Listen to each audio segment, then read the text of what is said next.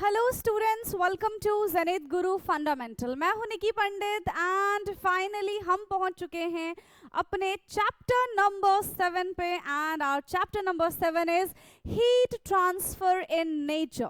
ठीक है, तो ये हमारा चैप्टर नंबर 7 है एंड चैप्टर को स्टार्ट करने से पहले हम जरा सा ये जान लेते हैं कि जो हमारे चैप्टर की हेडिंग है ना, जो हमारे चैप्टर का टाइटल है उसका मतलब क्या है।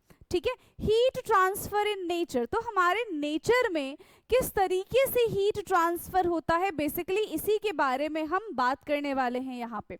जैसे कि देखो, हीट ट्रांसफर होते हुए आपने भी फील किया होगा, आपने भी देखा होगा। कैसे देखा होगा हमने, सोचो जरा सोचो। देखो, जब आप किचन में जाते हैं, ठीक है, मान लो कि आपने कोई बर्तन है वो आपने गैस पे चढ़ाया और उसमें आपने क्या कर दिया, कड़छी रख दी मान लो, ठीक है, या फिर चम्मच रख दिया। अब आप ये देखोगे कि धीरे धीरे जैसे जैसे हीट उस बर्तन को उस यूटेंसिल को मिल रहा है, ठीक है, फिर वो धीरे धीरे किस पे ट्रांसफर कर रहा है, उस जो भी हमने उसमें कड़छी रखी है उसमें ट्रांसफर हो रहा है। अब वो धीरे धीरे देखो, उसका टिप जो होगा, उसका एंड जो होगा, जैसे आप उसको टच करोगे, ओ ये तो गर्म हो गया, ये तो गर्म लग गया हमको, ऐसा कुछ होगा।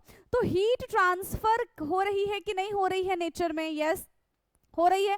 आप गरम गरम चाय बना के लेकर आते हो, थोड़ी देर बाद आप देखोगे कि भाई हमारी चाय जो थी इतनी गरम थी, इतनी हमने टेस्टी चाय बनाई थी, और थोड़ी देर बाद देखोगे कि इतनी ठंडी चाय हो गई है। मतलब उसने क्या किया, अपना हीट ट्रांसफर कर दिया। कहाँ पे ट्रांसफर कर दिया? नेचर में ट्रांसफर कर दिया, राइट। जब ठंडी का टाइम होता है, एकदम बिल्कुल हमें बहुत ठंड लग रही होती है, तो हम आग जला के बैठ जाते हैं, है ना। तो बिल्कुल हम क्या करते हैं, हीट को एक्सेप्ट कर रहे होते हैं। जब हम धूप में जाते हैं तो भी हम धूप को, ये हीट को क्या कर रहे होते हैं, एक्सेप्ट कर रहे होते हैं। तो बेसिकली हीट जो है वो ट्रांसफर किया जा सकता है वन बॉडी टू अनदर। और जो भी हमारी हम बोल सकते हैं कि जो भी सब्सटेंस है, ठीक है, जो गर्म है, वो अपना टेम्परेचर जो है वो कूल कर सकता है। कहाँ पे कूल करेगा? वो अपना टेम्परेचर दे देगा नेचर को और फिर वो कूल हो जाएगा। तो यहाँ से भी हीट का ट्रांसफर पॉसिबल है। तो कुछ ऐसी ही चीजें हम इस चैप्टर में पढ़ने वाले हैं एंड यहाँ पे हम एनसीईआरटी लाइन बाय लाइन को कवर करेंगे। So let's start today's class. यहाँ पे क्या कहा जा रहा है? प्रेमा नहीं, प्रेमा नहीं है ये, इट्स पेमा, है ना। Pema and her brother Palden resides in Gangtok. ठीक है, यहाँ कहाँ पे रहते थे? पेमा और उसका भाई जो पाल्देन था वो कहाँ पे रहते थे? गंगटोक में रहते थे। On a cold winter evening, एक समय की बात है, बहुत कड़ाके की सर्दी पड़ रही थी, है ना। They are sitting around a fireplace. Palden share his experience of visiting Kerala during the winter vacations. तो वो बिल्कुल ऐसे फायर प्लेस के सामने बैठे हुए थे, है ना। वो क्या कर रहे थे, क्योंकि बहुत ज़्यादा ठंड हो रही थी भाई, बहुत ज़्यादा ठंड हो रही थी, तो उनको बहुत ठंड लग रही थी, तो वो फायर प्लेस के आगे बैठ गए एंड वहाँ पे पाल्देन जो है वो क्या शेयर कर रहा है, अपना एक्सपीरियंस शेयर कर रहा है जब वो केरला गया था। तो ठीक है, कब गया था वो केरला? विंटर वेकेशन में केरला गया था। So he says that compare to Gangtok winter in Kerala is comparatively warm and humid. तो ये कहा जा रहा है कि जो केरला है, ठीक है, गंगटोक के कंपैरिजन में क्या है यहाँ पे, Kerala is comparatively warm. Kerala जो है वो वार्म है, वो ह्यूमिड है। Both Pema and Palden are curious about why some places are so cold and other quite hot. तो अब वो बिल्कुल ऐसे क्यूरियस हो गए कि भाई ऐसा कैसे हो सकता है कि एक जगह बहुत गर्मी हो रही हो और एक जगह बहुत ज्यादा ठंडी हो रही हो। क्या ये चीज पॉसिबल है? यस, क्या ये चीज पॉसिबल है? तो इसी को जानने के लिए उनके अंदर बहुत ज्यादा क्यूरियोसिटी बढ़ गई। Now hearing them express their curiosity, their grandfather, a retired scientist, says that Kerala is closer to the equator than Sikkim and it also has a long coastline which result in the warmer and the more humid weather condition। तो वो अपनी उत्सुकता, जो उनकी curiosity थी, अब उनके दिमाग में तो क्वेश्चन आए जा रहा था, उनको किसी ना किसी से तो क्वेश्चन पूछना था। तो उनके पास थे उनके ग्रैंडफादर जो कि एक रिटायर्ड साइंटिस्ट थे। तो वो अपने ग्रैंडफादर के पास गए एंड फिर उनके ग्रैंडफादर ने क्या बताया कि why Kerala is hot and humid, because Kerala is closer to the equator. Equator के बहुत पास है केरला, लेकिन जो सिक्किम है, ठीक है, वो थोड़ा दूर है, ठीक है, equator, then Sikkim, and it also has a long coastline which result in warmer and the humid weather condition, जिसकी वजह से जो केरला है वो थोड़ा सा गर्म एरिया है, वहां पे ह्यूमिडिटी ज्यादा होती है. Palden reply, yes, we learn in grade 6 and social science that for us on the earth the sun is the main source of the heat and light. ठीक है, तो पालदेन को याद आया कि हाँ हमने क्लास 6 में साइंस में ऐसा तो कुछ पढ़ा था. ठीक है, कि the ultimate source of heat is sun. हमें कहाँ से हीट मिलता है? हमको सन से हीट मिलता है. तो जो उसके ज्यादा पास होगा, ठीक है, वहां पे गर्मी ज्यादा होगी. जो उसके जितना दूर होगा वहां पे गर्मी उतनी ही कम होगी. ठीक. And around the equator the climate is generally hot. और इक्वेटर के आसपास क्लाइमेट वैसे ही बहुत ज्यादा क्या होता है? गर्म होता है, हॉट होता है. और केरला जो है वो किसके पास है? वो इक्वेटर के पास ही है. That's why Kerala is hot and humid. So as they are talking, Pema is keenly observing her grandmother cooking. ठीक है, क्या बना रहे हैं ये? थुक्पा. ठीक है, उनकी जो ग्रैंड मदर है, पालदेन की जो ग्रैंड मदर है, she is making thukpa, a traditional Sikkimese dish. ठीक है, ये एक टाइप का डिश है. तो जो सिक्किम से होंगे उनको डेफिनेटली पता होगा कि किस टाइप का डिश है. इन अ लार्ज मेटल पैन. तो वो एक लार्ज मेटल पैन में क्या बना रही थी? थुक्पा बना रही थी. पेमा ने पूछा, why are cooking utensils generally made of metals. फिर देखो यहाँ पे क्या क्वेश्चन आया. फिर इनकी क्यूरियोसिटी जाग गए. फिर उन्होंने पूछा कि अपनी ग्रैंड मदर से कि हम जो ये बर्तन है जिसमें हम खाना बना रहे हैं, ये जो यूटेंसिल्स है, ये मेटल के ही क्यों बने हुए होते हैं? ये मेटल के ही क्यों बने हुए होते हैं?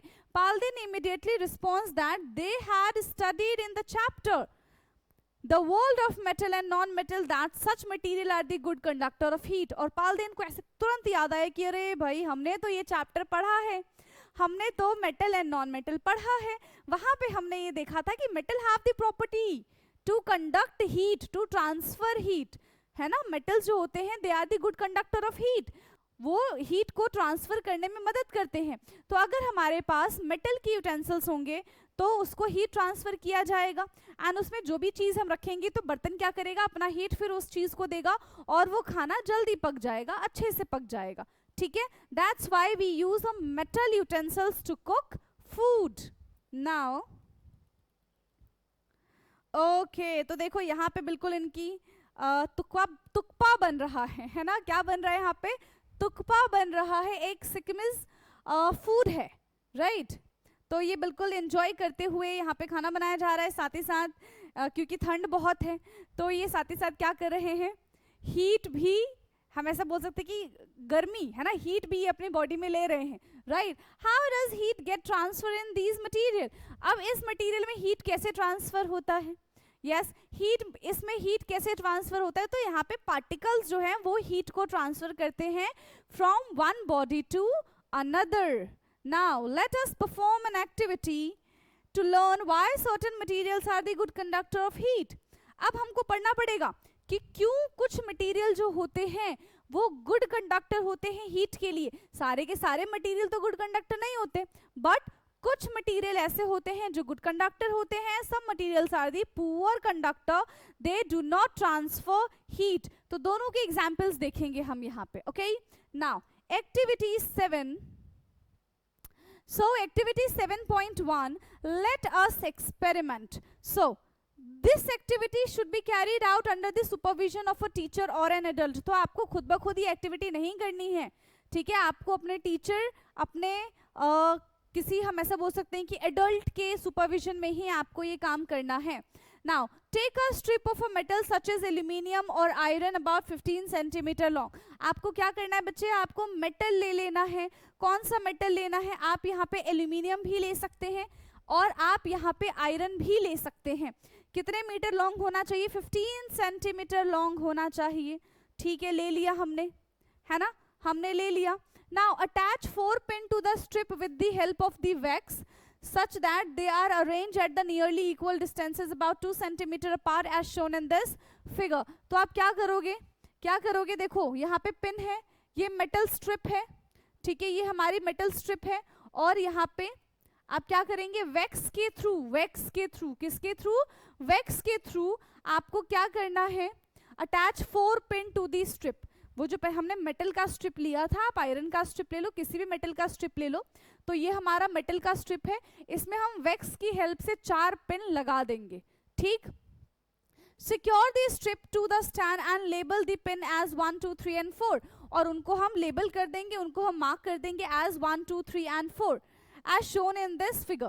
So if a stand is not available, place a strip between 2 brick for the support. तो कह रहे हैं कि अगर आपके पास स्टैंड नहीं है तो आप ब्रेक्स की हेल्प से भी कर सकते हो। If you want to do this activity at your home you can do. इससे आपको पता चल जाएगा कि हीट कैसे ट्रांसफर होता है। एंड इन्होंने ये भी कहा है कि अगर आपके पास ये स्टैंड नहीं है तो आप 2 ब्रिक लेके उसके बीच में मेटल की स्ट्रिप लगा सकते हो, ठीक है। तो ऐसे भी आप इस एक्टिविटी को परफॉर्म कर सकते हैं। Now heat the end of the strip, ठीक है, heat the end of the strip that is away from the stand with a candle और द स्पिरिट लैम्प। अब आप क्या करेंगे, अब आप इस स्ट्रिप को हीट करना शुरू कर देंगे। तो जैसे जैसे ये जो स्ट्रिप है वो हीट होगा, आपको देखने के लिए मिलेगा कि भाई धीरे धीरे धीरे धीरे जो एक एक एक करके वैक्स जो है वो पिघल रहा है और पिन जो है वो नीचे गिर रही है, ठीक है। ये चीज आप यहाँ पे देखोगे। Now, what will happen to the pin? Will they remain attached to the strip or will they fall? तो वो गिर जाएंगे, क्यों? क्योंकि हीट ट्रांसफर हो रहा है and with the help of heat जो वैक्स है वो तो मेल्ट हो जाएगा, और जब वैक्स मेल्ट हो जाएगा तो पिन के पास कोई सपोर्ट नहीं रहेगा टू स्टिक देयर, तो वो भी नीचे आ जाएगा।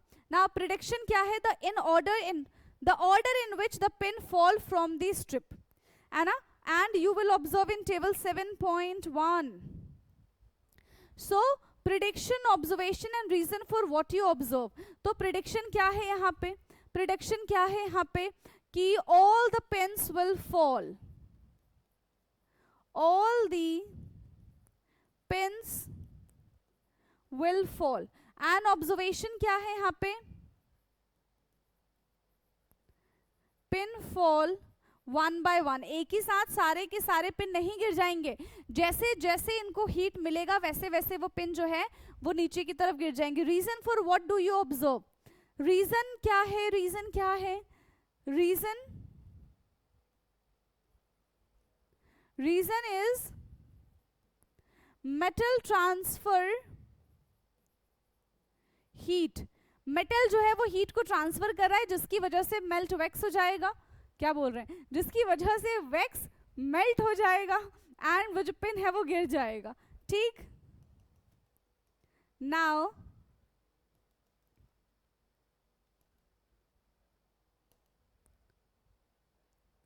You observe that the pin closest to the candle flame fall first. हाँ, जो कैंडल के पास पिन होगा वो सबसे जल्दी गिरेगा, फिर उसके बाद वाला, फिर उसके बाद वाला, और फिर सबसे लास्ट वाला, ठीक है, फिर सबसे लास्ट वाला।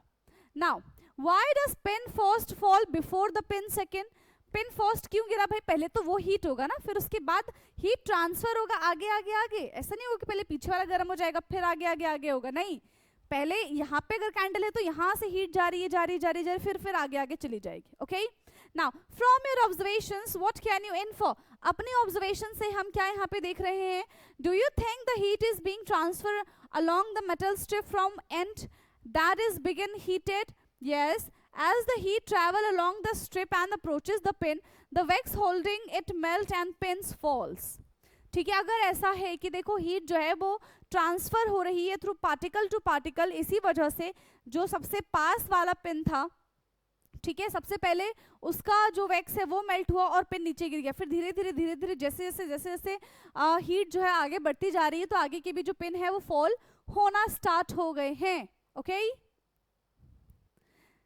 सो here the transfer of heat taken place from hot end to the strip of the colder end, ठीक है, हीट कैसे ट्रांसफर होता है, हॉट टू कोल्ड रीजन।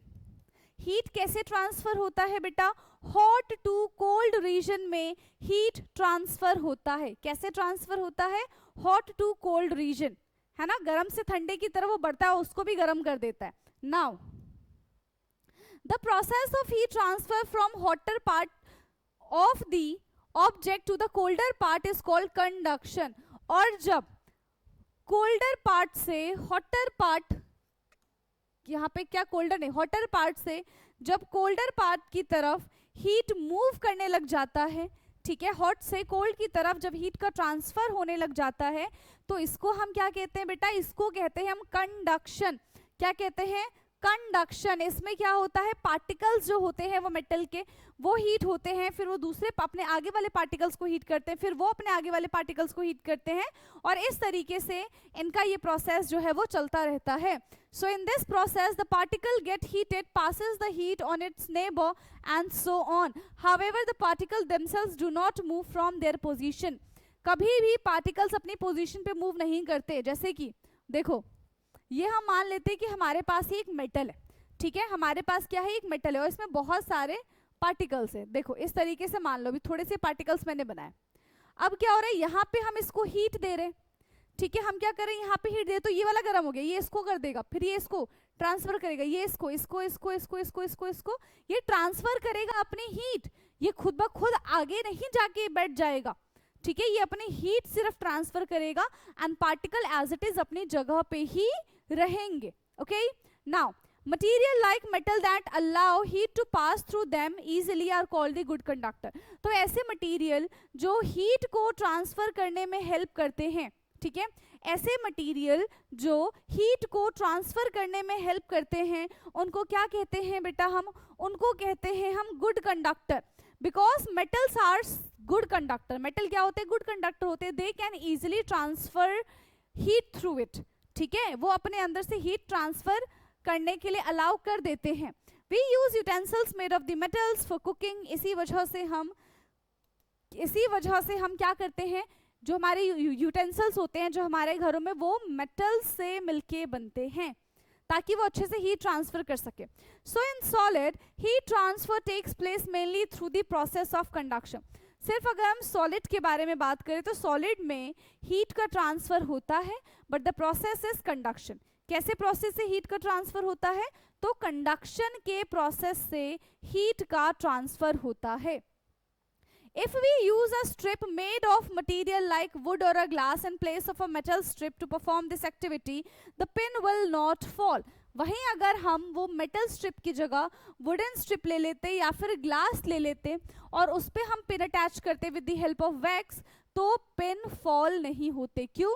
क्योंकि जो ग्लास है, जो वुड है, they are not consider as a good conductor, so वो हीट को पास ही नहीं करते। और जब वो हीट को पास नहीं करते तो क्या होता, वो सारे के सारे जो पिन है वो एज इट इज रह जाते। ठीक, can you think of a reason for this based on our learning from the chapter the world of metal and non metal? Yes, तो वो क्या हो जाएगा, हमारा पुअर कंडक्टर है वो। ठीक है, वो किस कैटेगरी में आएंगे, वो पुअर कंडक्टर में आएंगे and they are not consider as a metal also. So material such as glass and wood do not allow heat to pass through it. ठीक है, जो ग्लास है, जो वुड है, ये एक ऐसे टाइप के मटेरियल है जो अलाउ नहीं करते हैं हीट को कि उनके थ्रू हीट पास हो सके। तो इस टाइप के सब्सटेंस को बच्चे हम क्या कहते हैं, इस टाइप के सब्सटेंस को हम कहते हैं कि ये तो पुअर कंडक्टर है। कैसे कंडक्टर है ये तो पुअर कंडक्टर है, इंसुलेटर बोल सकते हैं हम इसको। ठीक, of heat. Clay and porcelain are also poor conductor, ये भी पुअर कंडक्टर है। दैट इज वाई टी और coffee kept in such cups stay hot longer.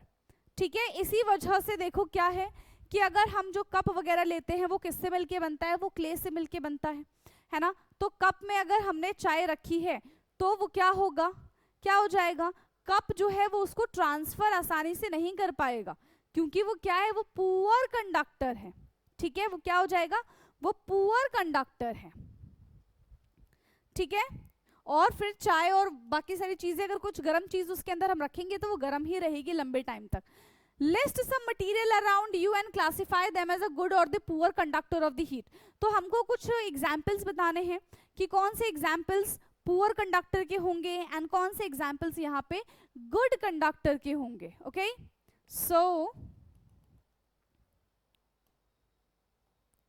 ये है हमारे पास list of the poor conductor and the good conductor. जैसे कि steel is a good conductor. Wood के बारे में अगर हम बात करें तो ये हमारा बैड या फिर पुअर कंडक्टर बन जाएगा। ठीक, दूसरा अगर हम बात कर लेते हैं ग्रेफाइट की, तो ये भी क्या हो जाएगा, ग्रेफाइट भी हमारा पुअर कंडक्टर ही है। ठीक है, आप ग्रेफाइट ले लो या फिर कुछ अच्छा सा रबड़ ले लेते, चलो रबड़, रबड़ क्या हो जाएगा, अगेन पुअर कंडक्टर है। और एक और चीज ले लो आप, आयरन ले लो, आयरन क्या हो जाएगा हमारा, गुड कंडक्टर। ठीक है, आयरन क्या हो जाएगा हमारा, तो आयरन हो जाएगा यहाँ पे बच्चे good conductor. Now does your first list include air, if it is there on the list where have you placed in it, क्या आपने एयर के बारे में बात की है, क्या एयर हीट ट्रांसफर कर सकता है या फिर नहीं कर सकता, एयर से हीट ट्रांसफर होता है या फिर नहीं होता, ये बताना है हमको।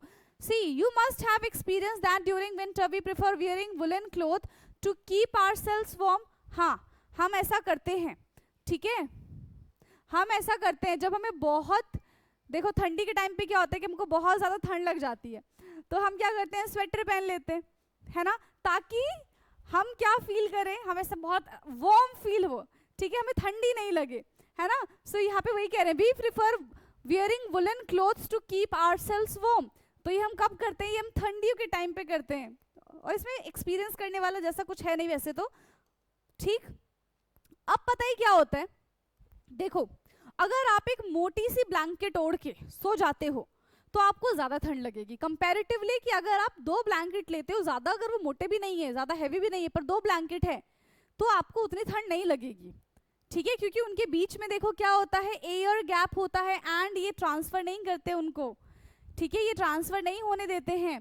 सो woollen fabric trap the air and spores, and as air is a poor conductor of heat, it reduce heat flow from our body to our surrounding. ठीक है, ये क्या करते हैं, ये जो वुलन क्लोथ्स होते हैं जैसे स्वेटर वगैरह हो गया, ब्लैंकेट वगैरह हो गया, तो ये क्या करते हैं, ये एयर को ट्रैप कर लेते हैं। ठीक है, ये क्या करेंगे, इधर ये एयर को ट्रैप कर लेंगे, and air is the poor conductor. तो सोचो कि अब यहाँ पे क्या हो रहा है कि आप तो हो गए हो, मतलब वार्म हो गए आप, ठीक है, आपने 2 ब्लैंकेट ओढ़ रखा है, तो आपकी जो बॉडी की हीट है अब वो उसको ट्रांसफर करने नहीं देगा। ठीक है, अब वो उसको ट्रांसफर करने के लिए नहीं देगा, क्यों, क्योंकि बीच में एयर है, और एयर क्या होता है, पुअर कंडक्टर होता है, अगर एयर नहीं होगा तो हमें ठंडी लगेगी। ठीक है, समझ में आ रहा है। As a result, we feel warm. Similarly, air trapped between the layer of the clothing act as a poor conductor of the heat and kept us warm. तो ऐसे ही अगर बहुत ज़्यादा गर्मी नहीं, बहुत ज़्यादा ठंडी है, तो हमें क्या करना चाहिए, हमें लेयर वाइज ड्रेस पहननी चाहिए, हमें को लेयर वाइज कपड़े पहनने चाहिए, कंपेरेटिवली कि मोटा सा जैकेट हमने पहन लिया है। ठीक है, तो एक मोटा सा जैकेट पहनने से अच्छा है कि हम लेयर बना के कपड़ों को पहने। आप 3-4 कपड़े पहन लो, लेकिन एक कपड़े पहनने के कंपैरिजन में उसमें ज्यादा ठंड लगेगी आपको। ठीक है, अगर आप लेयर बना के पहनेंगे तो उसमें कम ठंडी लगेगी आपको। The presence of air between 2 thin blanket is the reason why we prefer them over 1 thick blanket to keep us warm. तो यही रीजन है, air is a poor conductor, ठीक है, वो हीट को ट्रांसफर होने नहीं देता है, इसी वजह से हमको एक ब्लैंकेट लेने की बजाय we have to keep 2 to 3 blanket. पतले पतले होंगे वो तो भी चलेगा, तो भी हमको ठंड नहीं लगेगी, क्योंकि एयर उसमें ट्रैप हो गया, अब वो बाहर नहीं जाने दे सकता उसको। ठीक, सो is it possible to construct house that are not affected much by the outside heat and cold? House constructed in places with a very hot and the cold climate often use the concept of the heat transfer to keep them cool or warm. तो क्या ये चीज possible है? Definitely ये चीज possible है। ठीक है, डेफिनेटली ये चीज पॉसिबल है कि हम एक ऐसा घर कंस्ट्रक्ट कर सकते हैं, ठीक है, जो गर्मी और सर्दी से अफेक्ट ना हो। ओके, नाउ फैसिनेटिंग फैक्ट्स के बारे में जरा हम बात करते हैं। अब क्या है ये fascinating facts? So the upper region of the Himalaya such as the Mori block or Uttarkashi in Uttarakhand experience an extremely cold climate. यहाँ पे तो बहुत ज्यादा सर्दियां हैं, एंड हैवी स्नोफॉल भी होता है विंटर्स के टाइम पे। Houses here are often built to stay warm during the winters. तो वहाँ के जो घर होते हैं वो कैसे होते हैं, जैसे आपने इग्लू वगैरह के बारे में सुना होगा, ठीक है, कि वो तो बर्फ से बनते हैं, बर्फ वाले एरिया में बनते हैं, बट अंदर से वो कैसे होते हैं, वार्म होते हैं, राइट अंदर से वो कैसे होते हैं बच्चे, वो वार्म होते हैं। तो ऐसे ही जो कोल्ड क्लाइमेट वाले एरियाज हैं वहाँ के जो घर होते हैं वो इसी ही पैटर्न से बनाए जाते हैं, ठीक है, वो इसी पैटर्न से बनाए जाते हैं ताकि अंदर जो हो वो क्या हो, बहुत ज़्यादा वार्मनेस हमको फील हो, क्योंकि वहाँ पे तो हर टाइम ही ठंडी रहेगी, ठीक है। So with the fall made of the 2 wooden layers filled with the cow dung and mud between them, तो wooden layer, cow dung and mud से ही अपना घर बनाते हैं। As wood and mud are the poor conductor of heat, wood और जो mud है वो क्या है, ये पुअर कंडक्टर ऑफ हीट है, तो ये अलाउ ही नहीं करेगा, it prevent heat loss and help in keeping the house warm, तो ये हीट लॉस होने से बचाएगा, ठीक है, ये क्या करेगा, ये हीट लॉस होने से बचाएगा और घर को कैसा रखेगा, वार्म रखेगा, ठीक है, और घर को ये कैसा रख देगा, ये घर को वार्म रखेगा। क्या इतनी चीज क्लियर है आपको, यस क्या इतनी चीजें क्लियर है आपको। Now there are houses with outer wall that are constructed using hollow brick and keep them warm in the winter and cool in the summer, तो कुछ घर ऐसे होते हैं जो विंटर में हमको वार्मनेस प्रोवाइड करते हैं, कुछ ऐसे होते हैं जो समर में हमको ऐसे ठंडा ठंडा फील कराते हैं, तो वो सब डिपेंड करता है कि हम कैसे कंस्ट्रक्ट करा रहे हैं अपना घर। So there are houses with outer walls, ठीक है, कुछ ऐसे घर होते हैं, ठीक है, जिनके जो आउटर वॉल्स होते हैं उनमें क्या होता है, हॉलो ब्रिक्स होते हैं। अब उन हॉलो ब्रिक्स की वजह से क्या होता है, keep them warm in winter and cool in summer.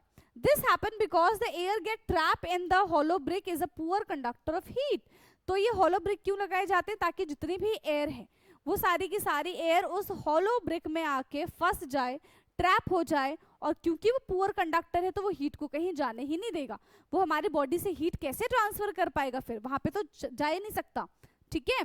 Pema draw Palden attentions to the rising smoke from the burning firewood around which they are sitting, तो अब क्या हुआ कि जहाँ पे वो बैठे हुए थे वहां पे क्या होना शुरू हो गया है, वहां पे अब धुआं धुआं होना शुरू हो गया, तो पेमा ने पालदेन को बोला, उसको अटेंशन उसकी क्रिएट की उस टाइप वहां पे कि फ्रॉम द बर्निंग फायरवुड, जो लकड़ियां जल रही थी, जो फायरवुड हो रहा था, ठीक है, वहां पे क्या हो गया, अब स्मोक हो गया, ठीक है।